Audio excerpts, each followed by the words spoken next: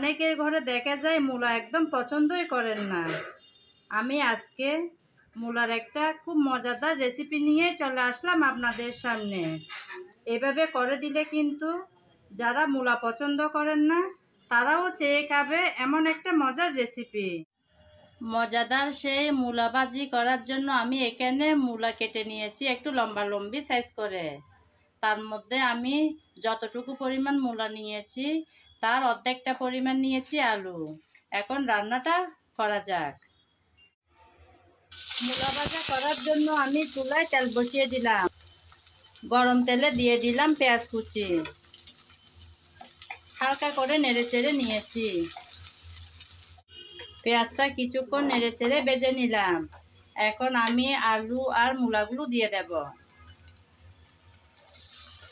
একসাথেই দিয়ে দিচ্ছি আলু মূলা।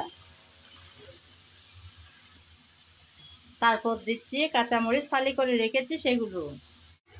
এখন দিয়ে দিচ্ছি হলুদ, তারপর দিলাম জিরা পাউডার,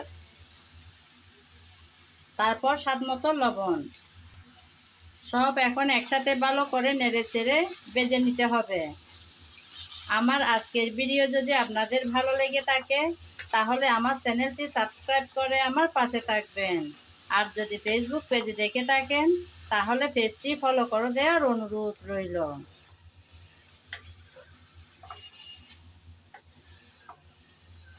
নেড়েচেড়ে ভালো করে মিশিয়ে দিতে হবে।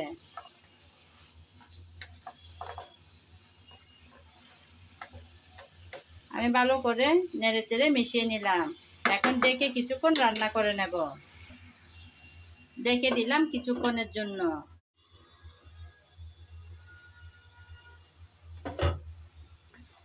কিছুক্ষণ আমি ঢাকনা দিয়ে মূলাটা সিদ্ধ করে নিয়েছি।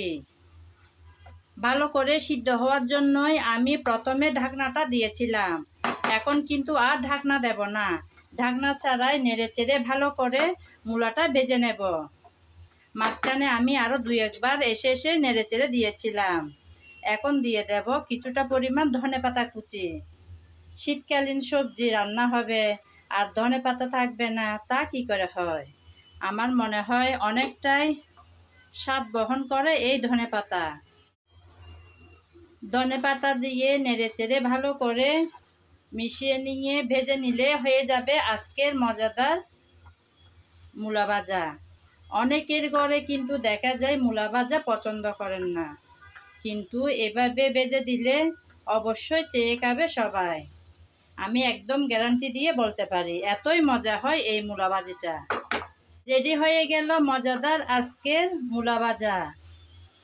চাইলে একবার ট্রাই করতে পারেন, সত্যি কিন্তু অনেক মজার। আজ এ পর্যন্ত, সবাই ভালো থাকবেন। নমস্কার।